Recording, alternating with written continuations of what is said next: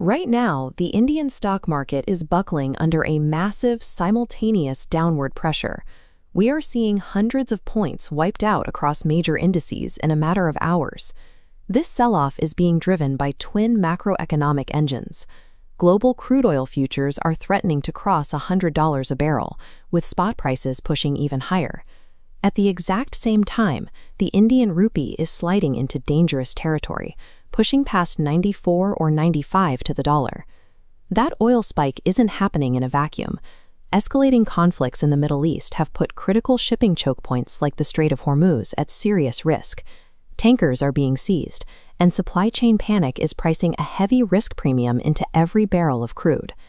If you scroll through financial social media right now, you will see a lot of retail investors calling this a routine correction.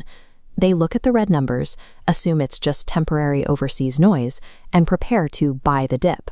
These macro shocks are colliding with a market built on years of aggressive optimism.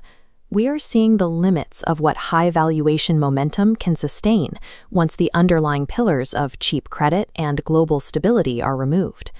You can see the cracks forming first in the companies that were once the flag bearers of India's startup ecosystem. For years, these firms traded on the promise of infinite user growth, despite their massive ongoing operating losses. Now, those same darlings are facing a harsh audit. Companies that were once untouchable are seeing their core business models dismantled, highlighted by regulatory crackdowns and severe actions like RBI license cancellations. This chart shows venture capital and free liquidity entering the market over the last 2 years. Notice the sheer cliff face. Global liquidity is gone, and without that constant injection of outside cash, these startups' fatal lack of actual cash flow is entirely exposed. Without a safety net of cheap capital, the market is forcing companies back to the balance sheet. Investors are no longer looking at projected users in 2030. They are demanding to see current profit margins. The period of blindly throwing capital at tech companies with massive price-to-earnings ratios and zero tangible business fundamentals has reached its end. When startups crash, capital usually looks for a safe haven, which historically meant the giants of the Indian IT sector. Yet stocks like TCS, Infosys, and Wipro have been actively sliding toward multi-year lows. This downward trend reflects a shift in how work is actually done. Artificial intelligence is replacing the human capital that Indian IT firms have traditionally relied on to generate their billable hours. The mandate is coming directly from the top. Global tech leaders like Microsoft and Meta have already slashed tens of thousands of jobs, reducing their traditional workforce to free up billions of dollars for AI efficiency. To understand what's happening to Indian IT, think about the transition from candles to electricity. Before the light bulb created thousands of new types of jobs, it first put the candle makers out of business. This is the labor substitution phase.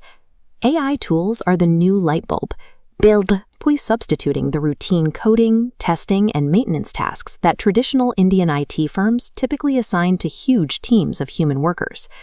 Because AI can write or debug that code in seconds, clients are now demanding deflationary contracts.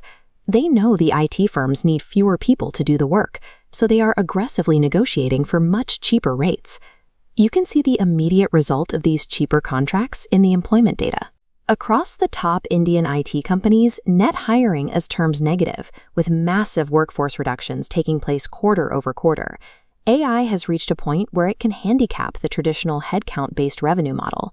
What used to be the safest bet in the Indian market has become a high-risk trap. While the tech sector bleeds, capital is quietly flooding into much more traditional defensive spaces. Pharmaceutical stocks are currently staging a massive sustained rally. These companies are succeeding because they operate in the realm of tangible assets. Instead of selling a story about future growth, they are using actual cash to acquire global companies and consolidate their dominance in the generic drug market. The catalyst for this rotation is execution. When an Indian pharma company secures a stringent US FDA approval for a new generic inhaler or medication, that immediately unlocks a predictable stream of international revenue. When speculative illusions shatter, capital rotates aggressively back to defensive sectors with proven cash flow. The Indian stock market is recalibrating.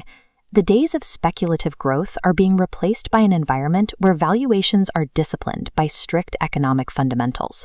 That discipline is being enforced by inescapable global macro pressures. Rising costs for energy and basic commodities are acting as a permanent tax on corporate margins. The most dangerous strategy right now is driving while looking in the rearview mirror. Waiting for the explosive returns of the 2020 tech and startup boom to return is a recipe for heavy losses. To survive this correction, portfolios have to pivot. The focus must shift toward defensive sectors that generate and retain cash today, rather than promising it years from now.